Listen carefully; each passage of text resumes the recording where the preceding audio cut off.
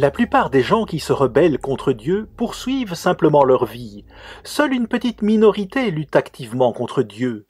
Et seul un homme a trompé 95% du peuple de Dieu dans ce temps de la fin. Apprenez-en plus sur cet antéchrist, maintenant sur la clé de David avec Gérald Fleury. Bonjour à tous. L'apôtre Jean est le seul écrivain de la Bible qui parle de l'antéchrist en utilisant ce nom dans la Bible. Le seul. C'est aussi le seul écrivain de la Bible à parler de la dernière heure, avec cette expression précise. Et c'est aussi le seul écrivain de la Bible à parler de cet antéchrist en ces mots. C'est un homme, et cet homme, cet antéchrist, va conduire une armée de démons et d'êtres humains pour combattre l'Église de Jésus-Christ. Et les résultats vont être dévastateurs et ont déjà été dévastateurs. Et c'est un message que toutes les personnes sur cette terre doivent entendre et doivent comprendre parce que tout cela mène à la seconde venue de Jésus-Christ. Notez 1 Jean 2 et le verset 18. Petits enfants, c'est la dernière heure. Et comme vous avez appris qu'un antéchrist vient, il y a maintenant plusieurs antéchrists. C'est-à-dire que d'autres membres rebelles de l'Église le suivent, ou l'esprit de ce qu'il fait en tout cas. Par là, nous connaissons que c'est la dernière heure. Alors, c'est un signe. La version King James dit « dernier temps », mais ce n'est pas une bonne traduction, ça devrait être « la dernière heure ». Alors, il y a un signe pour nous montrer quand nous sommes dans la dernière heure. Quand nous en sommes là, et le signe est cet antéchrist, cet homme qui a pris le contrôle de l'Église de Dieu, 95% d'entre eux. Il y a donc d'autres antéchrists qui le suivent, et bien sûr, ils se sont tous révoltés et sont en rébellion. Mais nous devons savoir ces détails afin que nous puissions prouver si cela est vrai. Et vous pouvez le prouver. Dieu nous dit d'examiner toutes choses. 1 Thessaloniciens 5, verset 21. Toutes choses. Ainsi, à cette époque, Jean a enseigné que la dernière heure devait se produire en son temps, mais ce ne fut qu'un type de la fin des temps. Mais il ne savait pas à ce moment-là, où il a écrit ce livre, ces épîtres, que ce ne fut qu'un type de la fin des temps, et qu'il s'agissait totalement de cette fin des temps dans laquelle vous et moi vivons aujourd'hui. C'est ce qu'il écrivait vraiment. C'est de la prophétie pour cette fin des temps, et ceux qui ne la comprennent pas vont recevoir un témoignage contre eux-mêmes que Dieu a en fait averti et a donné à chacun une opportunité de tenir compte de son message. S'ils ne cherchent pas vraiment Dieu et ne vont pas à la recherche de Dieu, en voulant faire ce que Dieu dit, eh bien, ok, ça va juste être un témoignage pour eux. Mais quand toutes ces choses s'accompliront, ils vont savoir que c'était le message de Dieu dont ils se sont détournés et ont refusé même d'en parler. Mais comment cela a-t-il pu se produire? Nous avons ici la plus grande crise de ce monde, vraiment, parce que 50% de ces Laodicéens qui se sont rebellés dans l'Église de Dieu vont perdre leur salut. Cela signifie des milliers et des milliers de personnes. Et comment cela a-t-il pu arriver dans la propre Église de Dieu? Comment un homme qui est un antéchrist, combattant contre Christ directement, comment pourrait-il jamais prendre le contrôle de la propre Église de Dieu? C'est quelque chose dont nous devrions tous nous préoccuper. Cet antéchrist est l'outil numéro 1 de Satan le diable, et Dieu permet cela à cause de la rébellion de son propre peuple. Il permet que cela se produise, donc une fois que cette dernière heure aura sonné, nous pouvons savoir absolument que tout est terminé, que la dernière heure est conclue par la seconde venue de Jésus-Christ. Maintenant, cette dernière heure arrive avant le second avènement, bien sûr. Ainsi, Jean est le seul à avoir écrit sur cette dernière heure et sur l'Antéchrist. Notez le verset 19, il dit « Ils sont sortis du milieu de nous, l'Église même de Dieu. Mais ils n'étaient pas des nôtres, car s'ils eussent été des nôtres, ils seraient demeurés avec nous. Ils sont donc sortis de la propre Église de Dieu. Maintenant, qui sont-ils? Et où est-ce? Et quand est-ce arrivé? C'est arrivé. Et si nous sommes conscients, ou disons, si nous connaissons Dieu et connaissons la Bible, eh bien certainement nous devrions voir cette plus grande crise dans cette fin des temps. Nous serions certainement capables de la voir, Dieu nous montrerait sûrement cela. Mais quiconque se bat contre les élus du Christ au sein de l'Église de Dieu se bat contre le Christ lui-même. Ce petit troupeau, ce petit reste qui ne se permet pas de lâcher la précieuse vérité de Dieu. Ils ne veulent tout simplement pas renoncer à Dieu et à ce que dit sa parole. Jean était un disciple très proche de Jésus-Christ.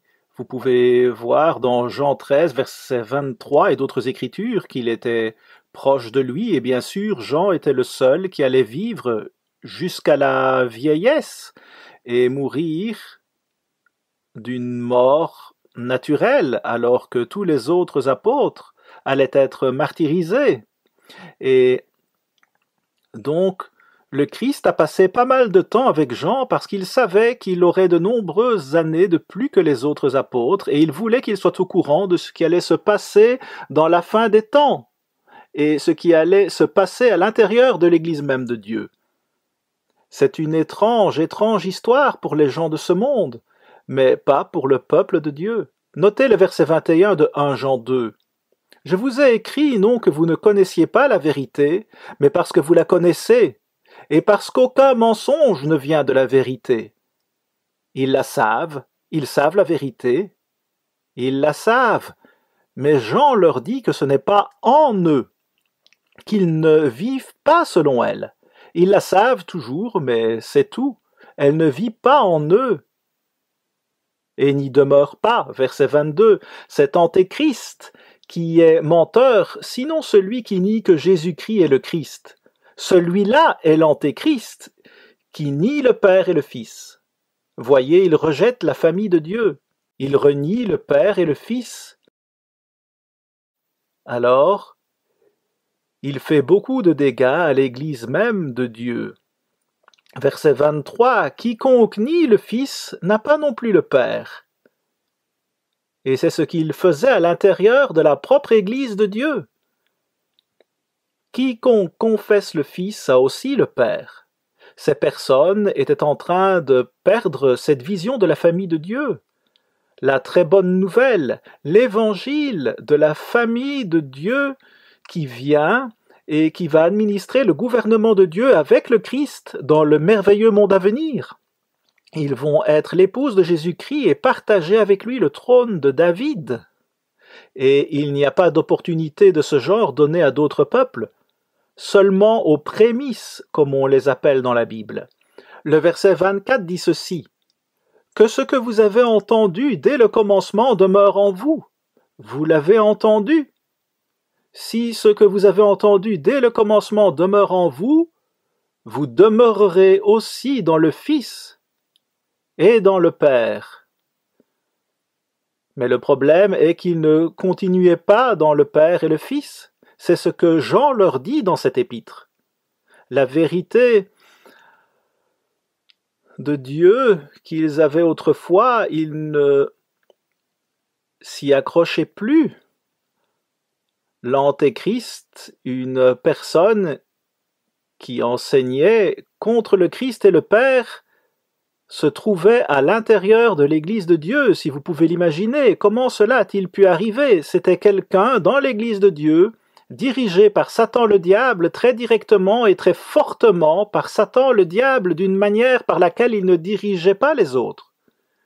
Il avait une influence sur lui qu'il n'avait pas sur d'autres personnes.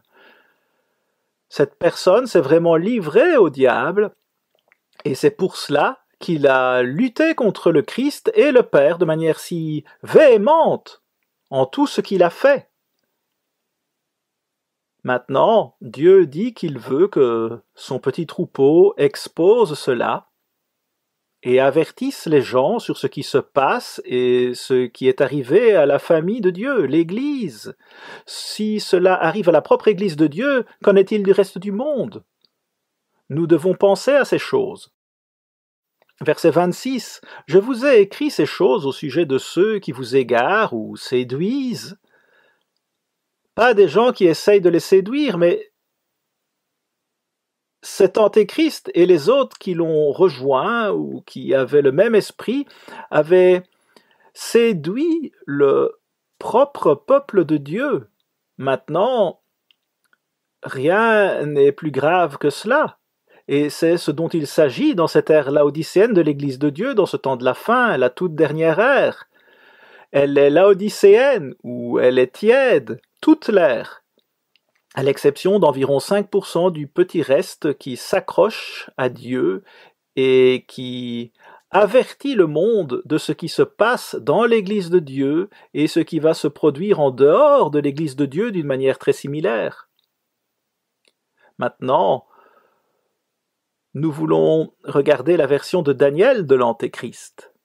Il a un autre nom pour cela, mais c'est toujours la même situation. Satan a son homme, son outil qu'il utilise pour détruire l'Église de Dieu, et ceci est dans l'Ancien Testament, mais c'est une prophétie pour le Nouveau Testament. Il s'agit de ce temps de la fin, la dernière heure, qui se passe, bien sûr, dans le Nouveau Testament. Mais que signifie une attaque de l'Antéchrist? Quand on pense à l'Antéchrist qui attaque l'Église de Dieu, qu'est-ce que cela signifie? Que veut dire cela et quel genre de destruction inflige-t-il à l'Église de Dieu? Maintenant, combien de dommages Satan peut-il faire à une Église? Est-ce qu'il peut la détruire? Oui, il le peut. Des églises meurent à cause de cela. Peut-il détruire un pays? Oui, il le peut. Peut-il détruire des pays? Au pluriel, oui, il le peut. Notez Daniel 12 et le verset 4, il est dit « Et toi, Daniel, cache les paroles et scelle le livre jusqu'au temps de la fin. Plusieurs courront çà et là, et la connaissance sera augmentée. » Alors il dit « Regardez, ce n'est pas pour votre temps, Daniel, c'est pour le temps de la fin. » Il dit la même chose, il la répète au verset 9. Il répondit « Va, Daniel, car ces paroles seront tenues secrètes et scellées jusqu'au temps de la fin. » C'est répété. Ce n'est pas pour le temps de Daniel, c'est pour notre temps maintenant, et cela a été révélé. Tout cela a été révélé. Maintenant, quand vous parlez d'un Antiochus, ce qui est discuté ici dans Daniel 8, Werner Keller dit dans The Bible as History, la Bible en tant qu'histoire, Israël n'a été épargné d'aucune des horreurs et de l'ignominie qui puisse arriver à une nation, Antiochus Épiphane, par lequel il espérait écraser et détruire la foi d'Israël. C'est exactement ce que ce type d'Antiochus a fait dans ce temps de la fin. Il a détruit la foi d'Israël spirituelle, l'Église tout d'abord. Puis il passe à d'autres méchantes choses. Notez le verset 9. De l'une d'elles sortit une petite corne qui s'agrandit beaucoup vers le midi, vers l'Orient et vers le plus beau des pays. Maintenant, c'est Antiochus. Et tout commentaire vous le dira. Alors regardez ce qu'Antiochus a fait à l'ancien Israël, et ça vous dit ce qu'il va faire à l'Église aujourd'hui, l'Église spirituelle aujourd'hui, l'Israël spirituel. Le verset 10. Elle s'éleva jusqu'à l'armée des cieux, elle fit tomber à terre une partie de cette armée et des étoiles, ces étoiles qui protégeaient les justes, et elle les foula. Pourquoi? Comment Satan a-t-il pu faire cela? Parce que les gens dans l'Église n'avaient pas de foi. Ils rejetaient Dieu. Beaucoup d'entre eux étaient tièdes, au moins, et certains encore pire. La version standard révisée se lit de l'armée des étoiles. Le propre peuple de Dieu est aidé par les étoiles ou les anges de Dieu, Apocalypse 1 et verset 20. S'ils désirent de l'aide, cette puissance maléfique les a foulés. Les Laodicéens de la fin des temps, ces saints de Dieu qui ont transgressé la loi de Dieu. Ils ne sont plus protégés par Dieu, ils se sont détournés de Dieu et Dieu ne les protège pas. Cela conclut en disant la concordance Strong définit le mot hôte de cette façon, une masse de personnes spécialement organisées pour la guerre et des soldats des armées. L'expression signifie également rassembler des soldats pour la guerre. Le terme hôte peut désigner une armée de démons, d'anges ou d'hommes. Dieu a une armée d'anges et de saints, Satan dispose d'une armée de démons et d'hommes, dans ce cas les saints pécheurs, qui en fait cèdent à l'Antéchrist et se battent aux côtés de Satan le diable au sein de la propre Église de Dieu. C'est la dévastation. Ils ont juste anéanti 95% du peuple de Dieu en ce qui concerne leur contact spirituel avec Dieu. Mais ceci est pour le temps actuel. Mais réfléchissez-y un instant, qu'est-ce que cela signifie? C'est une guerre entre les anges de Dieu, les démons de Satan et les hommes qui se sont rebellés contre l'Église. Satan est en train de gagner cette guerre. Il a gagné la guerre avec 95% du peuple de Dieu. Où cela s'est-il produit? Après tout, cela est juste ici, à la fin des temps, la toute dernière fin, est-il dit au verset 19. Où est-ce que c'est? Où cela s'est-il produit et comment cela s'est-il produit et pourquoi cela s'est-il produit? Ce sont des questions auxquelles nous devons répondre. Et elles ont une réponse dans ma brochure sur Daniel, enfin décelé, et aussi le livre de mon fils sur Relever les ruines. Tout y est expliqué et nous allons également vous envoyer des informations et 1 ou 2 articles sur la façon dont Satan travaille dans ce processus. Je vais juste paraphraser Apocalypse 10 et verset 1 qui discute de cet ange qui travaille et donne le petit livre à un homme juste dans l'Église. Et il dit « Et son visage était comme le soleil, et ses pieds comme des colonnes de feu. C'est un ange puissant. Et son visage brille comme le soleil, et ses pieds sont comme des colonnes de feu. Et c'est le genre d'armée dont Dieu dispose. Et nous avons besoin de cette armée, l'armée du Dieu omnipotent pour lutter contre Satan et son armée de démons et d'hommes rebelles. Et nous gagnerons toujours si nous faisons confiance à Dieu, mais si nous ne le faisons pas, nous perdrons toujours. Satan détruira le peuple de Dieu. Mais remarquez, vous voyez ce qu'il a fait ici. Remarquez ce qu'il a fait, laissez-moi vous le répéter, car nous devons le comprendre. Il est dit dans Ésaïe 14 que Satan fait trembler les nations. Et qui croit cela aujourd'hui? Qui croit à un tel diable aujourd'hui? Et qui croit en un Dieu aussi impressionnant et bien plus puissant que Satan le diable? Il n'y a pas de comparaison. Ce n'est pas une bataille si Dieu veut la gagner. Il le fait toujours, et il le fera avec son peuple toujours. Avons-nous besoin de la puissance illimitée de Dieu? Oh, je devrais dire que oui, nous en avons besoin. Laissez-moi vous le lire. C'est verset 11 de Daniel 8, les versets 11 et 12. Il s'éleva, cet homme, jusqu'au chef de l'armée, qui est Jésus-Christ. Lui enleva le sacrifice perpétuel ou l'œuvre de Dieu. Nous expliquons cela dans cette brochure de Daniel. Et renversa le lieu de son sanctuaire. Satan les a foulés. L'armée fut livrée avec le sacrifice perpétuel à cause du péché, les péchés du peuple dans l'Église. La corne jeta la vérité par terre et réussit dans ses entreprises. Elle a jeté la vérité de Dieu par terre. L'a jetée par terre. Et tout cela est en termes militaires. Cette guerre est en cours.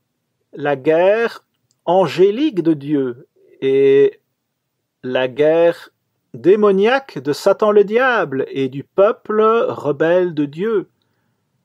Mais le problème est que les anges ne pouvaient pas aider le peuple de Dieu parce qu'ils n'avaient pas de foi en Dieu. Leur foi n'était plus là parce qu'ils se sont rebellés. Ils ont transgressé contre Dieu et sa loi.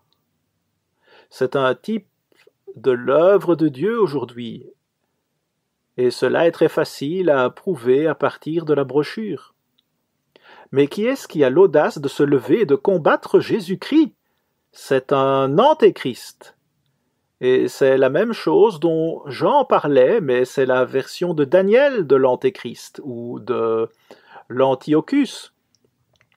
Et toute cette œuvre de Dieu a été en fait arrêtée pendant une période de temps, et vous le lirez dans ce livre. Donc, nous devons proclamer cela. Et puis le verset 13 parle de ces gens qui crient à Dieu. Combien de temps cela va-t-il durer? Combien de temps cela va-t-il continuer? Et il a dit que ce serait 1150 jours. Le verset 14 l'explique. Et la brochure vous l'expliquera de manière plus détaillée. Mais voici une guerre spirituelle qui faisait rage, probablement la plus grande guerre spirituelle que jamais en ce qui concerne le peuple de Dieu, des milliers d'entre eux. Plus de 100 000 d'entre eux étaient en train d'être attaqués, et cette attaque continue bien sûr après qu'il ait détruit les dirigeants et la direction de cette église. Cet Antiochus spirituel est extrêmement arrogant. Le verset 11 dit « Elle s'éleva jusqu'au chef de l'armée, Jésus-Christ lui-même, c'est un antéchrist, lui enleva le sacrifice perpétuel, l'œuvre de Dieu a été enlevée. Que devons-nous faire maintenant? Qu'allons-nous faire aujourd'hui? Où tout cela va-t-il finir? Où est-ce que tout cela va se terminer? Notez le verset 23. Vous pouvez passer directement à ce verset. Et au dernier temps de leur royaume, quand les transgresseurs auront comblé la mesure, il s'élèvera un roi au visage audacieux et entendant les énigmes. Eh bien, qui comprend les énigmes? C'est un roi qui est dirigé par le diable. Voilà ce que c'est. Il est habilité par le diable. Le diable a du pouvoir. Mais ce n'est rien en comparaison de celui de Dieu si nous utilisons simplement le pouvoir de Dieu, mais si nous ne le faisons pas, nous allons perdre à chaque fois. Voilà à quel point Satan est puissant, il est le Dieu de ce monde. 2 Corinthiens 4 et verset 4. Apocalypse 12 et verset 9, il a séduit le monde entier. Verset 24, sa puissance s'accroîtra, mais non par sa propre force. Le roi n'utilise pas sa propre force, c'est par la puissance de Satan. Il fera d'incroyables ravages, puissants, devrions-nous lire. Il réussira dans ses entreprises, il détruira les puissants et le peuple des saints, ils vont être détruits. Ils vont devoir défendre Dieu, ce 50% qui se repentent, et être prêts à donner leur vie pour entrer dans la famille ou le royaume de Dieu. C'est là que leur rébellion les a menés. Ce n'est pas quelque chose à prendre à la légère. Et le verset 25, voici la bonne nouvelle. À cause de sa prospérité et du succès de ses ruses, il aura de l'arrogance dans le cœur, il fera périr beaucoup d'hommes qui vivaient paisiblement, et il s'élèvera contre le chef des chefs, Jésus-Christ. Mais il sera brisé sans l'effort d'aucune main. Il va juste être brisé en morceaux, tout ce Saint-Empire romain va être brisé, et Jésus-Christ revient sur cette terre, et il va la diriger avec une verge de fer, et il apportera la paix, la joie et le bonheur à tous les habitants de cette terre. Daniel a dit au verset 27, il est dit que Daniel s'est évanoui. Il s'est évanoui parce qu'il était tellement étonné par cette vision.